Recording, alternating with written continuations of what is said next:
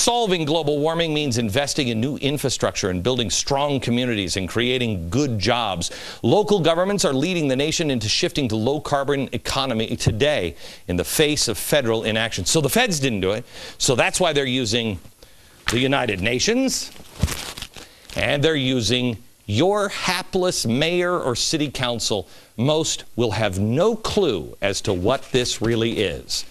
Those who do will say, oh, that's crazy talk.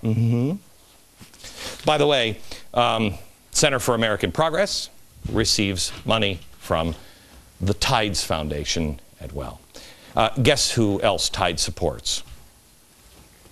These guys. But it doesn't stop there. No other supporters include this lady. Remember her? Annie Leonard. You know, the story of Stuff Lady. Oh, she's great. And she loves capitalism. She loves a republic. She loves our founders. Gang, whenever you start unraveling this, it's like an onion. You just start peeling the layers off, and it's always down to the same seed. It is, always. This is a massive movement, and its real intentions are being masked with environmental issues. The bad news is this structure was set up by those who want to establish a global government system. They've set this structure up years ago. This is why I keep saying to you, you don't have any idea how far behind we really are. But here's the good news. God is not uninvolved in man's freedom. I think we haven't been looking in his way for a very, very long time. We've screwed our country up. We've screwed up our lives, etc., etc. But he's not uninvolved in man's freedom, because man's freedom is going to be used for his purposes. I have no idea. I don't think it's building bigger houses or casinos, but I don't know what it is. But we have to be free. Man has to be free.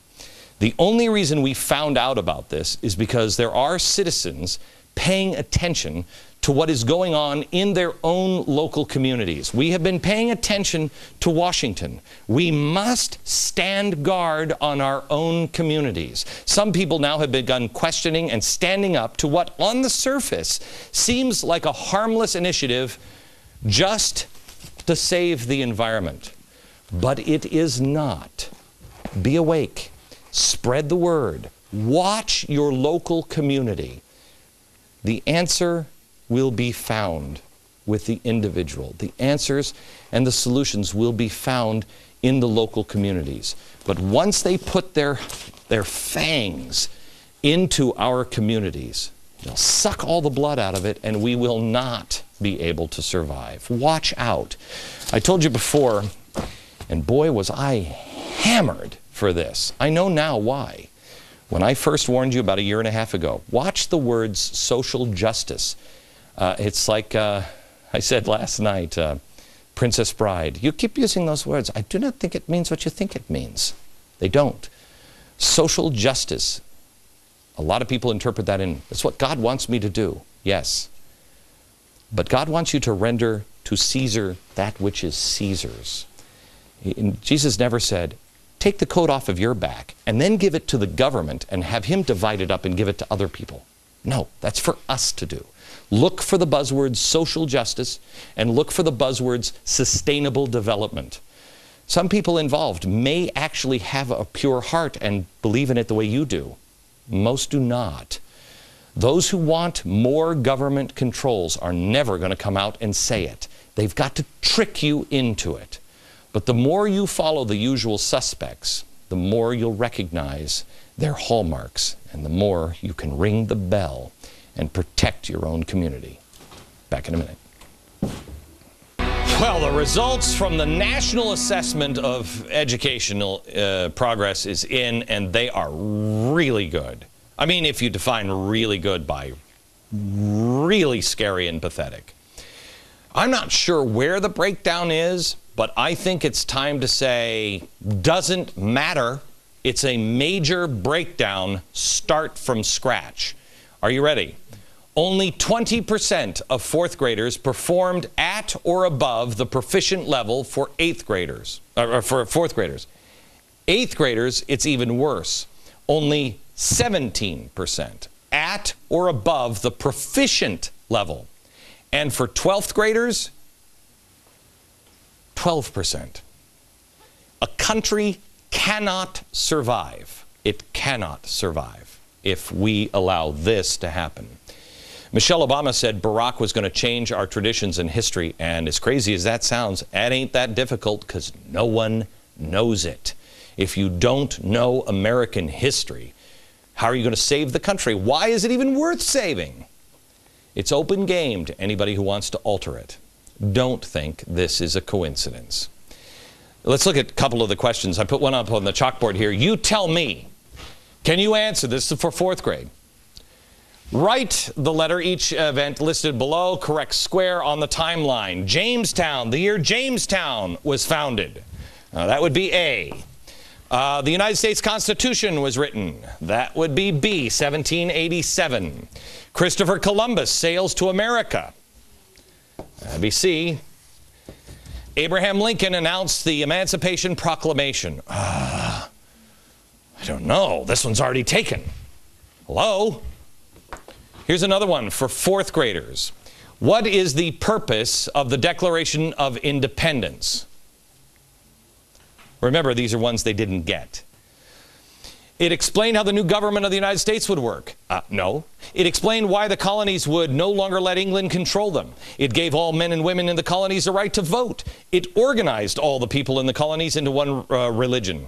No. I think that's SEIU. It's this one. B. Only 35% of 4th graders got this right.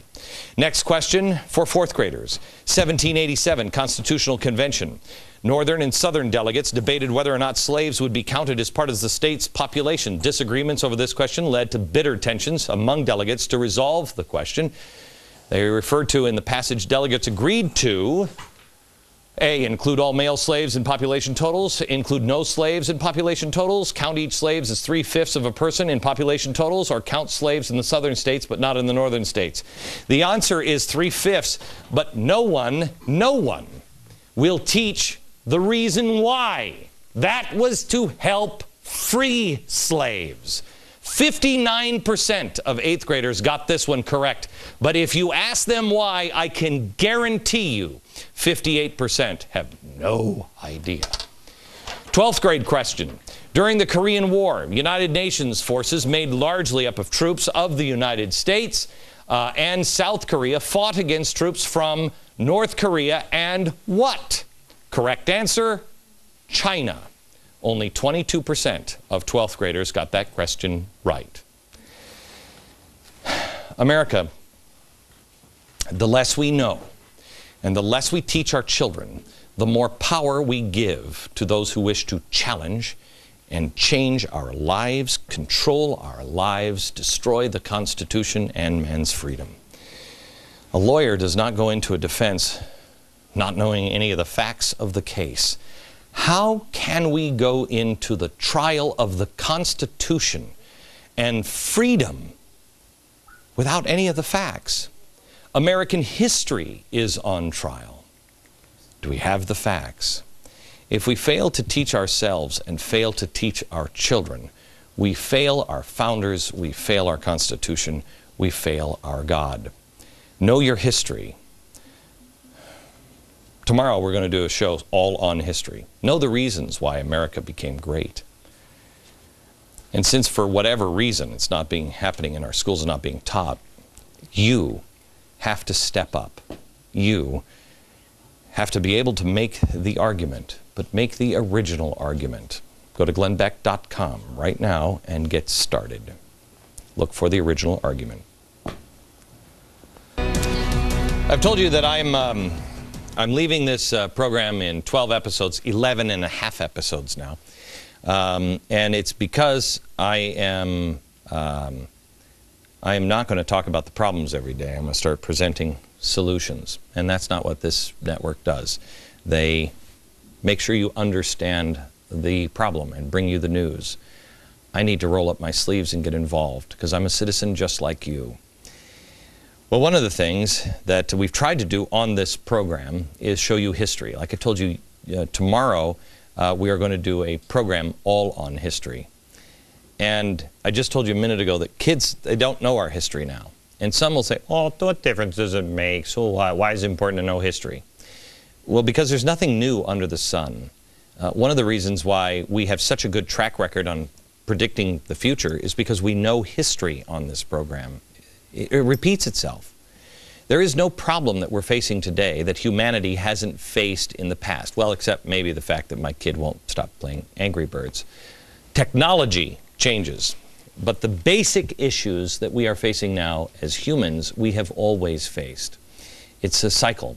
Man falls asleep, he gets greedy, it brings repercussions, then, you know, freedom is taken away, he falls into slavery, he wakes up, works hard, fixes it, finds God, and the process begins all over again. It's the same story over and over. Our founders were not just wig-wearing candle makers with big, long pipes. Okay, I don't think that was one of our founders, but they were the Steve Jobs and the Bill Gates of their day. Several of them were brilliant innovators. But combined with that, they were also political visionaries who studied history. They didn't just come up with this system. They looked at history and the patterns of man. I've shown you tonight that revolutionaries, and they are rioting in the streets of Greece, and they are also headed here. Our founders saw that problem, and they wrote about it in something called the Federalist Papers. But if you've ever read the Federalist Papers, they're impossible to read. When you read it, they sound like an old dusty document with some old dude in a how's he moving? Some old dude in a wig that would say something like this. Among the numerous advantages promised by a well-constructed union, none deserves to be more accurately developed than its tendency to break and control the violence of faction, the friend of popular governments. Do you have any idea what he just said? Of course they do, Glenn. I put it so succinctly. Right. You can't get through this. You can't. So you have to be able to read it and then put it into today's language. And basically what they were saying, I don't think he was, but what they were saying was,